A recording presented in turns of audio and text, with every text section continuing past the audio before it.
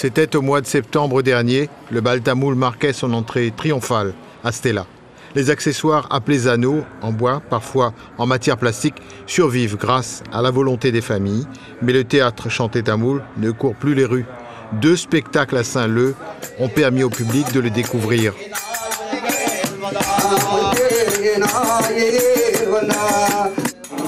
L'inscription récente à l'inventaire national du patrimoine culturel immatériel a ravivé le souvenir de cet art millénaire. Le casque du Quartier Carlin, le garde, la couronne de la servante, le casque du Quartier Carlin, les épaulettes. On a été dans l'Est, dans l'Ouest, chez la famille Saint-Gagny, parce qu'il y a très peu d'associations qui jouent toujours le bal tamoul.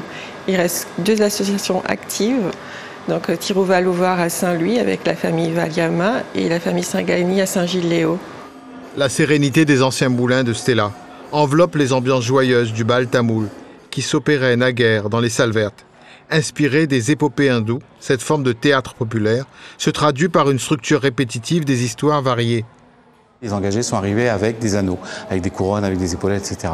Tout ça, c'est en bois, c'est décoré de petits miroirs.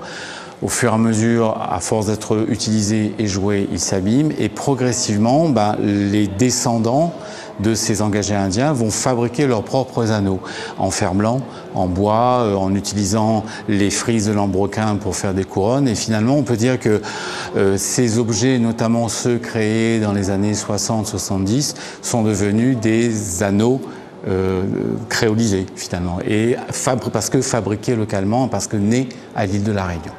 Ce qui est sûr, les engagés y trouvaient un divertissement après des journées de dur labeur. A-t-on enterré un peu trop vite le bal tamoul? Aurait-il encore une utilité aujourd'hui? L'exposition provoque un regain d'intérêt pour cet art millénaire. Plusieurs familles veulent léguer au musée de Stella les derniers accessoires du bal. De la nostalgie plus qu'une volonté de renaissance.